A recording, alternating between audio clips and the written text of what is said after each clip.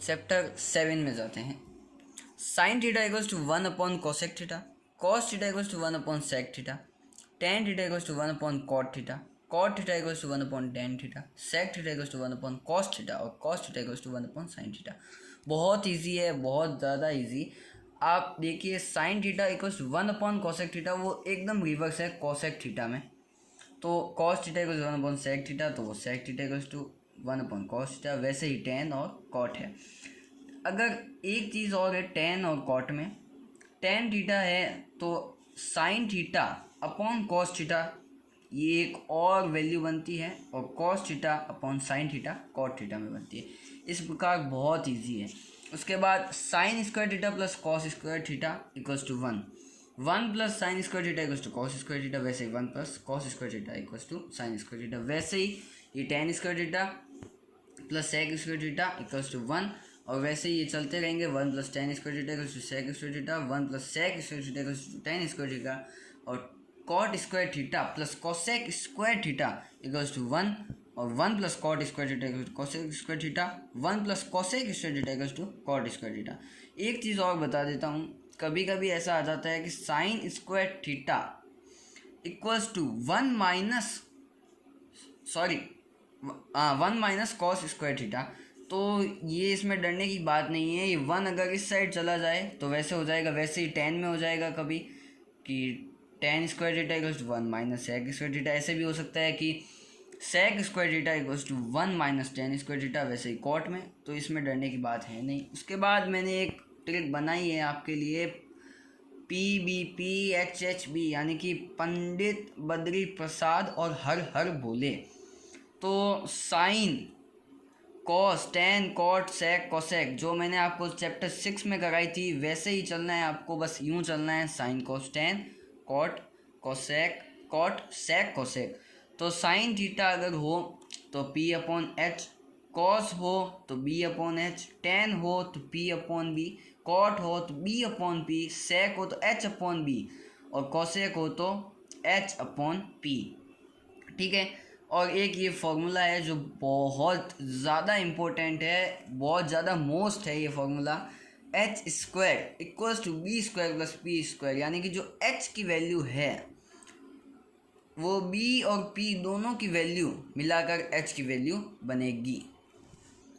Same trick यहीं पे लगेगी। उससे पहले बता देता हूँ, सबसे इजी चैप्टर है मेरे ख्याल से। सिर्फ 3 फार्मूला है। चैप्टर बहुत हार्ड होगा लेकिन फार्मूला बहुत इजी है। Sine square P upon H, cos square B upon H,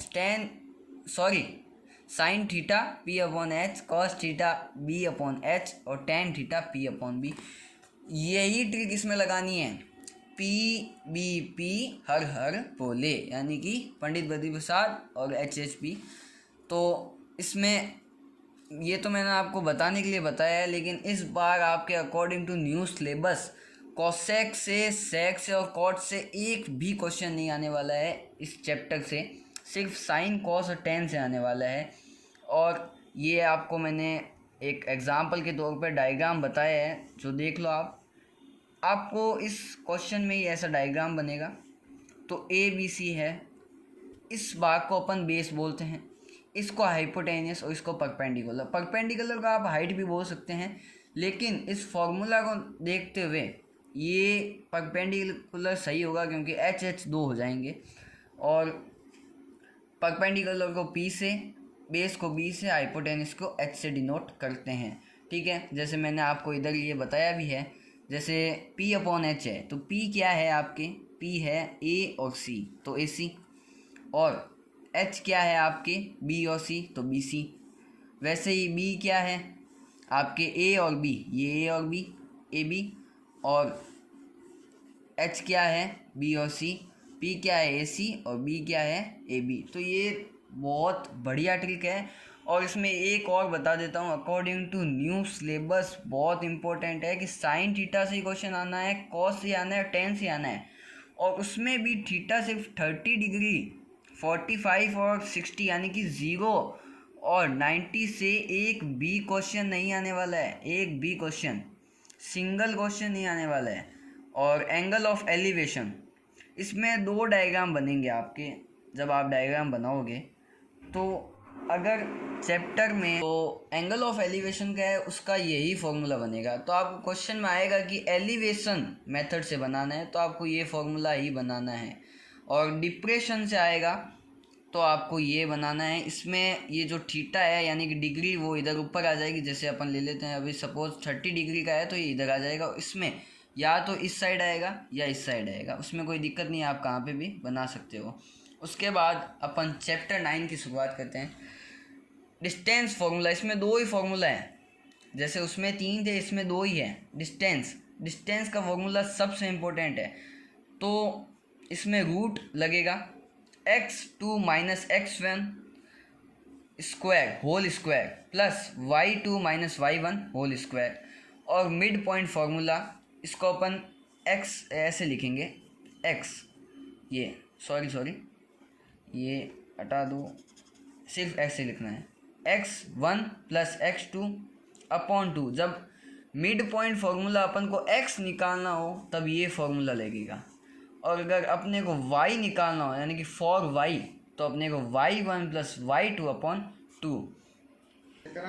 हाँ, तो चैप्टर 15, उसके बाद पहले बता देता हूँ चैप्टर 10, 11, 12, 13, 14 में कोई भी फार्मूला नहीं है, सारी थ्योरी है वो आपको करनी होगी, खुद को करनी होगी, उसमें कोई फार्मूला नहीं है। 15 में बता देता हूँ, एरिया ऑफ सर्कल सबसे इम्पोर्टेंट फार्मूला है ये, pi R square. Circumference of circle 2 pi R, ये भी इम्पोर्टेंट है। Area of centre circle, ring से भी आ सकता है कि रिंग का फॉर्मूला क्या है, रिंग से निकालो, तो दोनों नाम याद आपको रखने होंगे, ठीक है। इसका फॉर्मूला है pi bracket R1 square minus R2 square bracket close, तो ये फॉर्मूला भी इम्पोर्टेंट है। और पाई का मैंने आपको पहले ही बता दिया है, फिर भी मैंने एक बार लिखा है क्योंकि इसमें भी पाई का यूज़ हो रहा है। Number of rotation made by wheel in 1 minute, ये फॉर्मूला नहीं है, ये एक मैंने आपको ट्रिक बताई है कि ये जब निकालना हो कि 1 मिनट में कितना कवर किया है डिस्टेंस, तो फिर डिस्टेंस कवर्ड इन पर मिनट अपॉन सर्कमफेरेंस का यहाँ पे फॉर्मूला लगेगा। मेन तो ये 3 बहुत इंपॉर्टेंट है, ठीक है। The distance covered by a wheel in 1 minute complete rotation, यानी कि 1 मिनट में कितने रोटेशन है जो व्हील रोटेट कर रहा है, तो ये भी बताया है मैंने ये 2 पाई आर है। एरिया ऑफ सेक्टर, यानी कि क्वेश्चन आ सकता है कि सेक्टर का एरिया निकालो, तो उसका ये अलग फॉर्मूला है pi R square theta upon 360 degree, ये भी इम्पोर्टेंट है, बहुत इम्पोर्टेंट है ये, इससे क्वेश्चन आते हैं। Length of arc of sector, इसको एल से डिनोट करेंगे, 2 pi are theta upon 360 degree, ठीक है। एरिया ऑफ सेक्टर 1/2 इंटू ये एल, यही वाला एल है, और आर रेडियस, ठीक है। मेजर सेक्टर, इसका भी फॉर्मूला है, इतना इम्पोर्टेंट नहीं है, फिर भी क्वेश्चन आ सकता है, pi R square minus pi R square theta upon 360 degree. Area of minor sector, ठीक है, तो अपन pi R square theta upon 360 degree minus 1/2 R square sine theta. अब ये जो माइनर सेगमेंट है इसका फॉर्मूला बहुत डिफरेंट है, यानी कि ये फॉर्मूला सिर्फ अगर 30 डिग्री और 45 डिग्री में पूछे तभी ये फॉर्मूला लगाना है, और अगर 60 डिग्री में पूछे तो अपने को फॉर्मूला लगाना है √3/4 इंटू साइड स्क्वायर, साइड यानी भुजा हिंदी वालों के लिए साइड स्क्वायर, और अगर 90 डिग्री में पूछे तो अपने को लगाना है pi R square theta upon 360 degree minus 1/2 into B into H. ज़्यादा लोड लेने की ज़रूरत नहीं है, इससे बता रहा था कि इससे क्वेश्चन आते नहीं हैं। उसके बाद एरिया ऑफ मेजर सेगमेंट, ये भी इतना इम्पोर्टेंट नहीं है, लेकिन देखो कहाँ से भी आ सकता है, थोड़ा थोड़ा एक बार अगर आप गौर कर लोगे तो बढ़िया है। Pi R square minus minor segment, ये फॉर्मूला है माइनर सेगमेंट। अब ये देखो माइनर सेगमेंट अपन इधर थे, तो इसका फॉर्मूला अब साइन थीटा 30 डिग्री इसमें अलग लगेगा, 45 डिग्री में अलग लगेगा, 60 में अलग लगेगा, 90 में अलग लगेगा, तो जो कंडीशन होती है उसके हिसाब से आपको इसका करना है, ठीक है ना। एरिया ऑफ इक्विलेटरल ट्राइंगल, ये ट्राइंगल है, ठीक है, 3/4 इंटू साइड स्क्वायर। अब देखो साइड स्क्वायर सपोज 2 है तो 2 का स्क्वायर हो जाएगा और ये 4 से कटेगा भी। Area of right angle triangle 1/2 into B into H. अब यहाँ पे एक बता देता हूँ मैं आपको, बी का मतलब बेस नहीं है इधर, इधर बी का मतलब है ब्रेथ। क्या है? ब्रेथ। और एच का मतलब हाइपोटेनियस नहीं है, एच का मतलब है हाइट। ठीक है, तो वो हाइपोटेनियस और वो 8 चैप्टर के हैं। और अब यहाँ पे बी का मतलब ब्रेथ हो जाएगा, एच का मतलब हाइट हो जाएगा, और एल का मतलब यहाँ पे जो मैंने एक बार यहाँ पे जो बताया था उसका मतलब है length.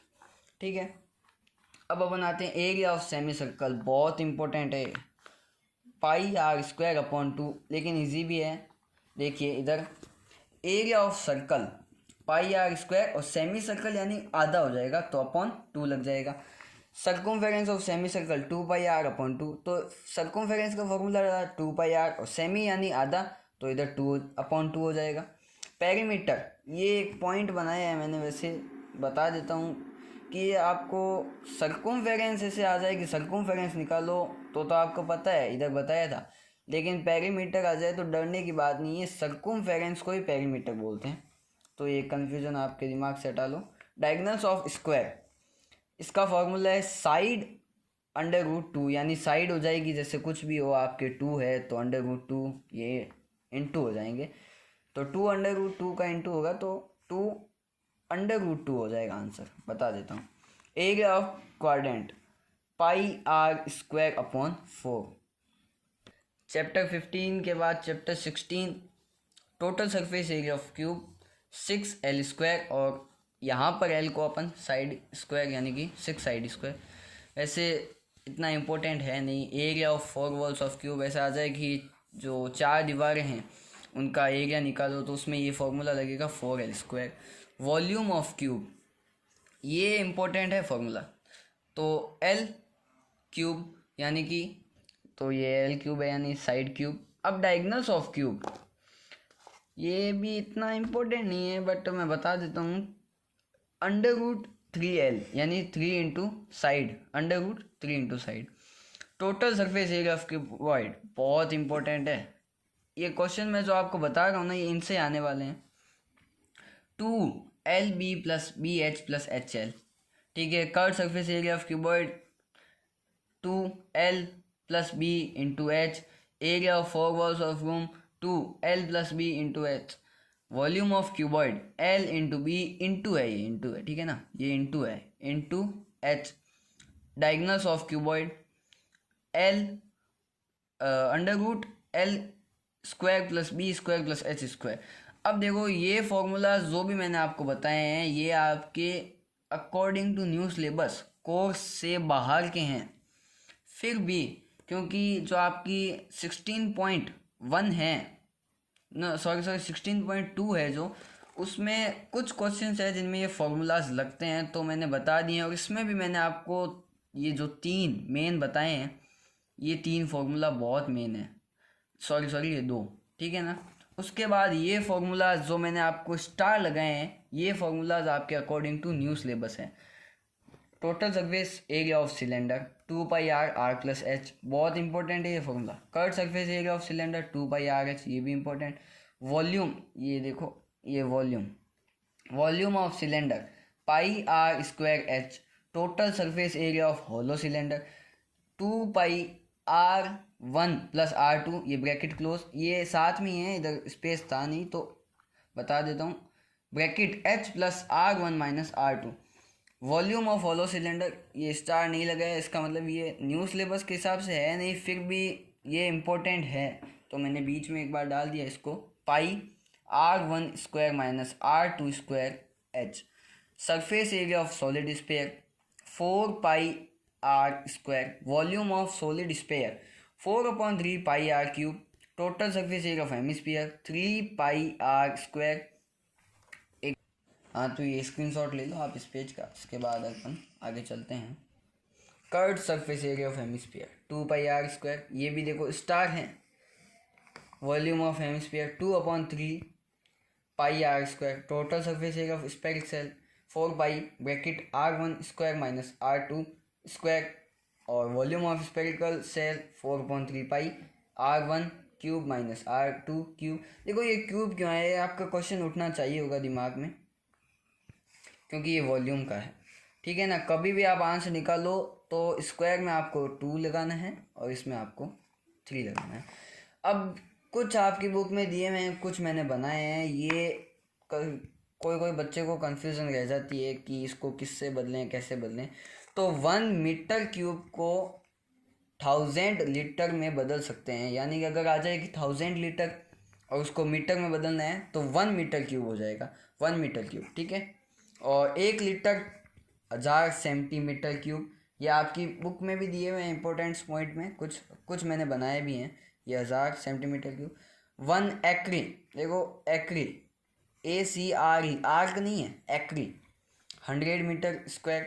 1 centimetre cube 1000 millimetre cube. 1 metre cube, ये देखो 1 10 100 1000 10,000 लाख 10 लाख, यानी 10 लाख सेंटीमीटर क्यूब। वैसे इतने इम्पोर्टेंट नहीं है लेकिन इम्पोर्टेंट है, क्योंकि क्वेश्चंस में आ सकते हैं, तो फिर कुछ बता नहीं सकते इसके बारे में। 1 metre equals to 100 centimetre, 1 centimetre equals to 10 millimetre, 1 kilo 1000 gram. बहुत बहुत नॉर्मल है, ये तो सबको पता होगा, फिर भी बता दिया। 1 लीटर इक्वल्स टू 100 ml। तो इस प्रकार जो ये चैप्टर 16 के ये सारे फॉर्मूले आप देख सकते हैं, ये बहुत इम्पोर्टेंट। हाँ, तो चैप्टर 17 की बात करें तो एरिथमेटिक मीन, वो ये एक्स है, एक्स को आप ऐसे भी लिख सकते हैं और इसको ऐसे भी लिख सकते हैं, ठीक है।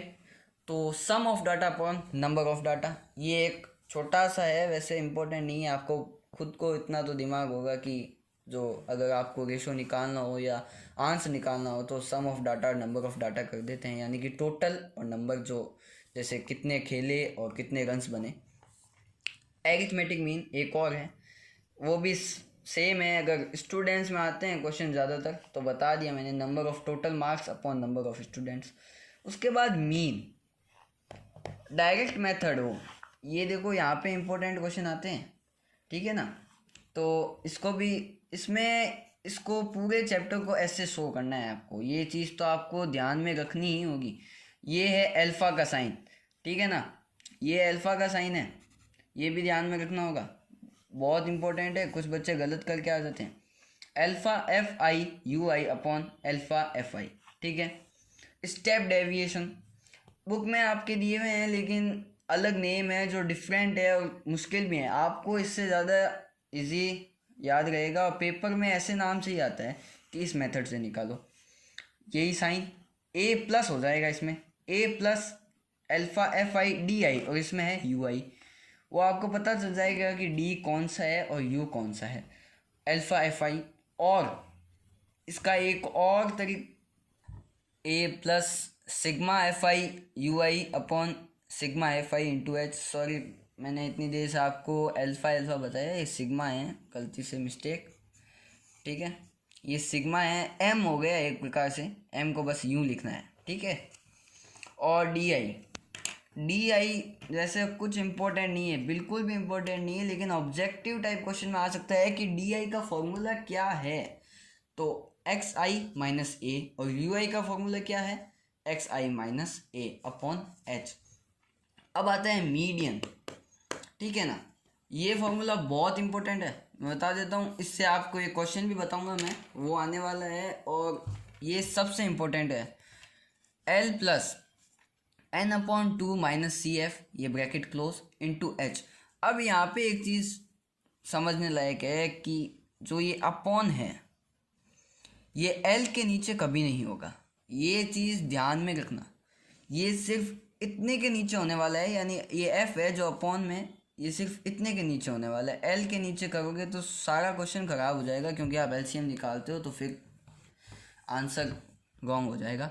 Mode, mean, median, mode 3 type है। मोड से क्वेश्चन आने वाला है नहीं इस बार, बिल्कुल भी नहीं आएगा, फिर भी पता नहीं आ जाए तो बता देता हूँ। L+ F1 minus FA upon 2FI, ये सॉरी 2F1 है, ये 2F1 minus FO minus F2 into